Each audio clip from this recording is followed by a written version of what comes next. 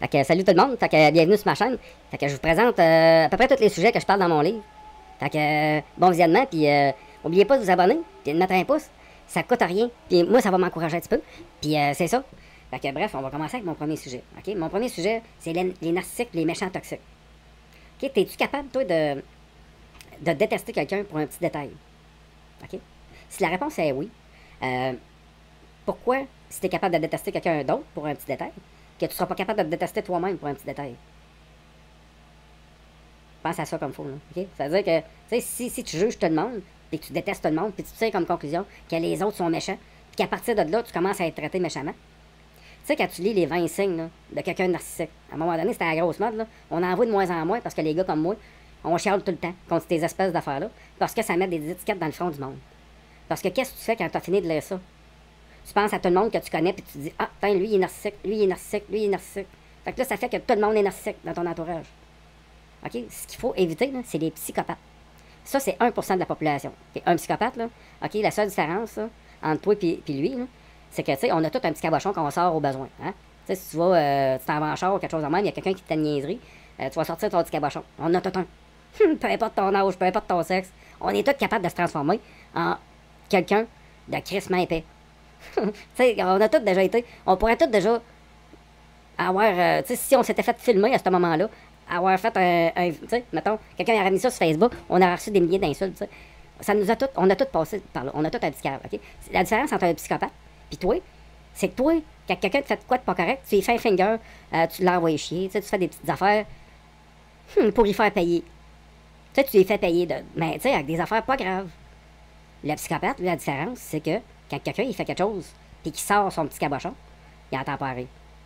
Lui, il sort le bat de baseball, puis il va jusqu'à temps que l'autre il bouge plus. Tu sais, c'est juste que c'est du monde extrême. Puis c'est bien représenté dans un film comme Dexter. Tu sais que, tu sais, on le voit qu'il est traumatisé quand il est enfant. Il a été exposé à quelque chose de drastique, à quelque chose de traumatisant.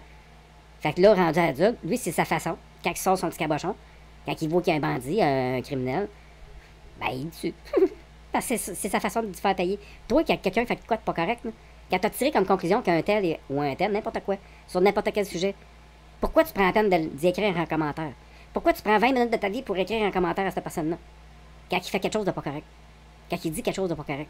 Que tu vois, mettons que c'est un message raciste ou que c'est un message homophobe ou peu importe. Pourquoi tu te donnes la peine d'y écrire quelque chose à cette personne-là qui a dit quelque chose qui te plaît pas? C'est pour lui faire payer. C'est juste que le psychopathe, lui, il va trouver où ce qui reste, puis il va aller le tuer. Tu sais, c'est juste que toi, tu vas juste y écrire un commentaire, mais lui, il entend pas rire. C'est la seule différence.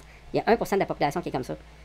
Je veux dire, si tu tires comme conclusion que dans ton entourage, tout le monde est toxique, tout le monde est narcissique, ben c'est toi qui vas le devenir. Parce que qu'est-ce qu'on fait devant quelqu'un qu'on a tiré comme conclusion qui est pas cool, qui est pas correct, qui est dans le cas ennemi? Ben on le traite en conséquence. C'est normal, mais c'est normal parce qu'on a appris ça comme ça à l'école. Dès l'école, on a appris ça comme ça. C'est la mentalité qui nous a été transmise. C'est la mentalité du conquérant, du héros, appelle ça comme tu veux. C'est notre manie de faire des camps de gentils de mauvais, puis de jouer à la police. Puis la meilleure façon de se faire des ennemis, d'être en rivalité avec plein de monde, c'est d'adopter cette mentalité-là.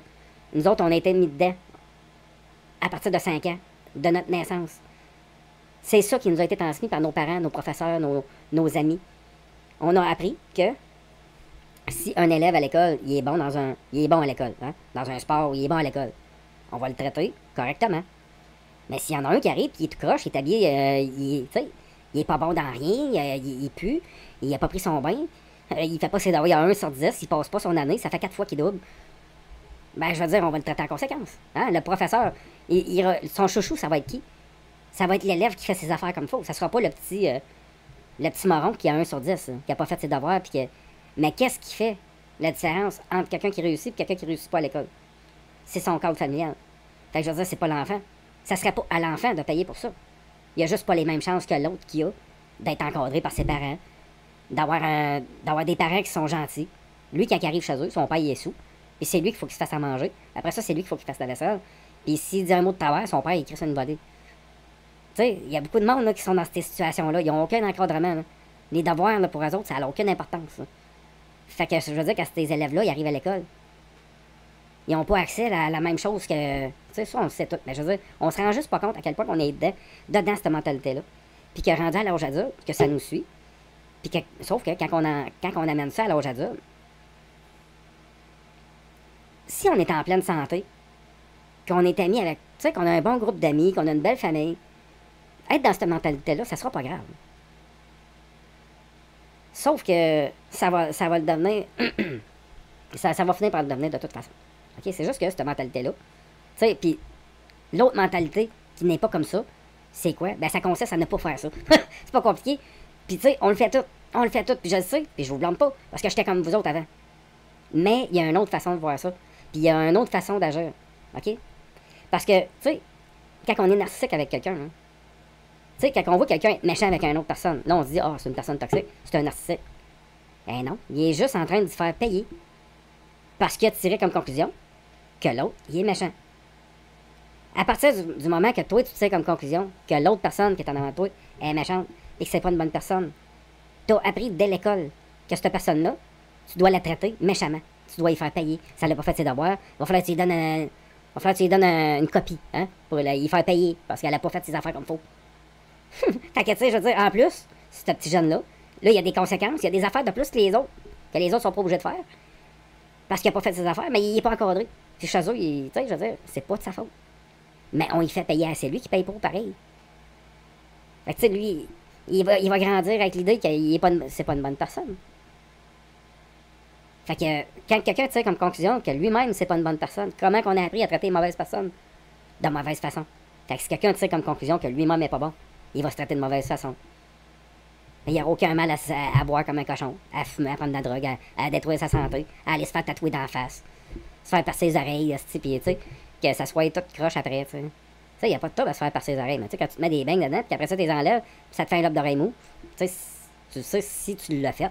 Tu sais, c'était peut-être pas la meilleure décision. Puis moi aussi, ce que je veux dire, c'est que mon public cible, c'est un public de 20 ans. C'est jeunes adultes, parce que c'est vous autres que je veux pas que vous soyez malades des mêmes affaires que moi, OK? Puis c'est vous autres que je vois aller, là. Tu sais, quand vous tirez comme conclusion qu'un autre est pas correct, qu'un autre est méchant, que l'autre est dans l'autre équipe. À partir de là, vous le traitez en conséquence. Fait que vous lui faites du mal. Puis quand on vous demande pourquoi tu fais ça? Ben, parce qu'il a fait telle affaire. Ben oui, mais ça te donne pas l'autorisation, ça te donne pas le droit de faire mal. Tu sais, on est obligé de faire des lois ici pour nous empêcher de nous entretuer. Parce que quand quelqu'un tire comme conclusion que l'autre il est là-bas, là, c'est un méchant. Mais qu'est-ce qu'on voit dans les films? Hein? Le film commence, il y a une prise de terre. Tu vois qu'il y a quelqu'un qui est méchant. Là. Le héros, il arrive, puis il est dessus. T'es-tu déçu? T'es-tu fâché? Non. Je veux dire, c'est correct. Il l'a mérité.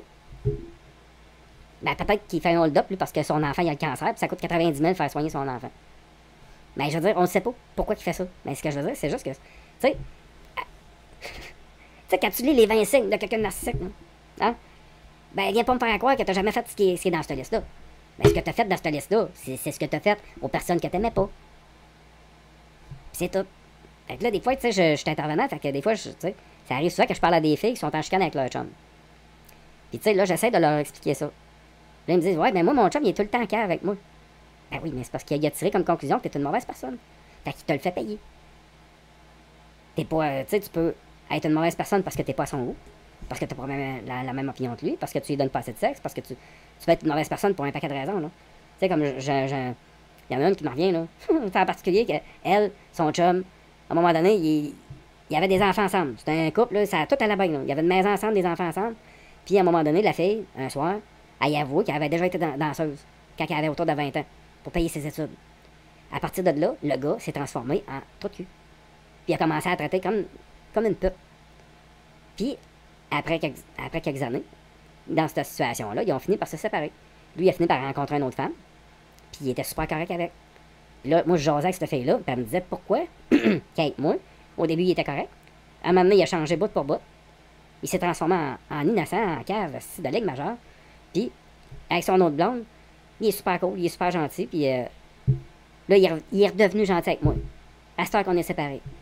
Mais c'est juste parce que ce gars-là, il avait tiré que sa blonde, il avait tiré comme conclusion que sa blonde, c'est une salope, ou qu'elle était pas correcte, ou qu'elle avait fait des danses à 10, puis tout ça, puis lui, ça l'écœurait. Fait qu'il a tiré une conclusion, que sa blonde, c'était pas une bonne personne. Fait qu'il a commencé à traiter en conséquence. Fait qu'elle, dans sa tête, le narcissique, c'était lui. Mais lui, dans sa tête, la tout croche, puis la pas correcte, c'était elle. Elle avait été danseuse.